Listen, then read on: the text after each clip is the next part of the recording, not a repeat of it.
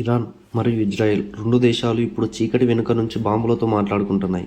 ఈ వాగ్వాదాల వలన మూడో ప్రపంచ యుద్ధం మొదలు కానుందా అనే వార్తలు వినిపిస్తున్నాయి. దీని గురించి ఈ వీడియోలో తెలుసుకుందాం. ఇజ్రాయెల్ పూర్తిగా ముస్లిం దేశాల మధ్య శత్రుత్వానికి చిహ్నం. అటువైపేమో ఇరాన్ గాజా, హమాస్, హిజ్బుల్లా లాంటి వర్గాలకు మద్దతు ఇచ్చే దేశం. అయితే ఈ రెండు దేశాలు ఎప్పటి నుంచో మాటల యుద్ధం చేస్తూనే ఉన్నాయి. కానీ 2024 ఏప్రిల్ 1న ఇజ్రాయిల్ ఒక నిర్ణయం తీసుకుంది.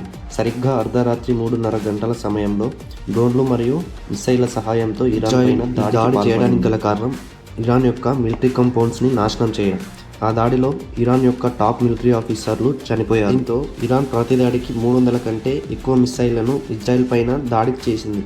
ఇజ్రాయెల్ పైన ఇదే చరిత్రలో మొట్టమొదటి మరియు అతిపెద్ద. కానీ అప్పటికే గ్రహించిన ఇజ్రాయెల్ ఐరన్ డోమ్ టెక్నాలజీ ఆ మిసైళ్లని అంతం చేసేసింది. ఇది ఇంతటితో ఇజ్రాయెల్ మళ్ళీ ఇరాన్ పై దాడి చేసింది. ఈ దాడిలో ఇరాన్ టెలివిజన్ టవర్లు, ఎయిర్ డిఫెన్స్ స్టేషన్లు, కమ్యూనికేషన్ సెంటర్లను కోల్పోయింది. యుద్ధం పెద్దది కావడంతో అమెరికా ఇజ్రాయెల్కు మద్దతుగా నిలిచింది. అటువైపు ఇరాన్కు టర్కీ, సిరియా, లెబనాన్, గాజా మద్దతుని. అయితే ఈ యుద్ధం ఇజ్రాయెల్ మొదలు పెట్టడానికి ముఖ్య కారణం ఇరాన్ని న్యూక్లియర్ వెపన్స్ తయారు చేయడం ఆపడం. కానీ ఇరాన్ మాత్రం న్యూక్లియర్ వెపన్స్ మేకింగ్ని ఆపేలా కనిపించడం లేదు. పైగా ఎన్పిటి అనగా న్యూక్లియర్ నాన్ ప్రొలిఫరేషన్ ట్రీటీ నుండి తప్పుకున్నట్లు ప్రకటించింది. ఎన్పిటి నుండి తప్పుకోవడం అంటే న్యూక్లియర్ వెపన్స్ తయారు చేయడానికి ఉన్న అడ్డంకుల్ని తొలగించుకున్నట్టే. అయితే మూడో ప్రపంచ యుద్ధం మొదలు కానుందా అనే వార్తలు వినిపించడానికి గల కారణం ఇజ్రాయెల్కు అమెరికా మద్దతునివ్వడం. 2015లో ఒబామా అమెరికాకు ప్రెసిడెంట్గా ఉన్న సమయంలో ఇరాన్ మరియు అమెరికాకు చర్చలు జరిగాయి. చర్చల్లో అమెరికా ఇరాన్తో ఒక ఒప్పందం చేసుకుంది. అదే JCPOA అనగా joint comprehensive plan of action. ఈ JCPOA అగ్రిమెంట్ ప్రకారం ఇరాన్ తన న్యూక్లియర్ వెపన్స్ రీసెర్చ్ని ప్రోగ్రామ్ ఆపేయాలి. ఇలా చాలా రకాలైన కండిషన్స్ ఈ ఒప్పందంలో ఉన్నాయి. దీనికి ఇరాన్ అంగీకరించింది.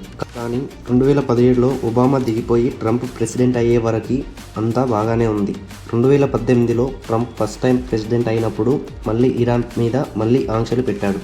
ట్రంప్ ఇలా చేయడానికి చాలా కారణాలున్నాయి. అమెరికా ఇరాన్ని ఇంతలా టార్గెట్ చేయడానికి గల కారణం ఇరాన్ చేస్తున్న proxy war, terror funding, Hezbollah, Houthi rebels ఇలా వీరందరి వెనుక ఇరానే ఉందని అమెరికా వాదన. ఇప్పుడు ఇరాన్ ప్రపంచంలో అతిపెద్ద ఆర్థిక వ్యవస్థ అయిన, ప్రపంచంలో ఆర్థిక శక్తివంతులైన దేశాలతో పోరాటం చేయాల్సిన పరిస్థితి ఏర్పడింది. అయితే ఇజ్రాయిల్ మరియు ఇరాన్ మధ్య యుద్ధం మొదలవడానికి గల కారణం ఇరాన్ న్యూక్లియర్ వెపన్స్ తయారు చేయడం.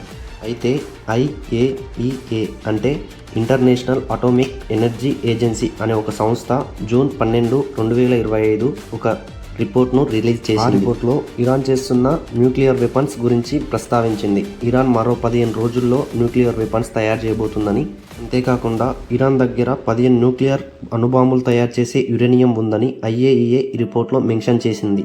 దాంతో ఇజ్రాయెల్ జూన్ 13న ఇరాన్ పైన దాడి చేయడం స్టార్ట్ చేసింది. ఈ దాడిలో ఇరాన్ చాలా వరకు నష్టపోయింది. అయితే ఈ యుద్ధం వల్ల గ్లోబల్ ఆయిల్ ప్రైజెస్ ఎఫెక్ట్ చాలా అవకాశాలున్నాయి. అదే జరిగితే దాని ఇంపాక్ట్ ఇండియా మీద కూడా యుద్ధం ఇంకా పెద్దదిగా మారి అమెరికా ప్రత్యక్షంగా ఇరాన్ పైకి యుద్ధానికి పాల్పడితే ఇరాన్కి మద్దతుగా రష్యా, చైనా రంగంలోకి దిగుతాయి. ఇజ్రాయెల్ వైపు UK, జర్మనీ, ఫ్రాన్స్ లాంటి దేశాలుంటే ఇరాన్ వైపు కొన్ని దేశాలు ఉన్నాయి.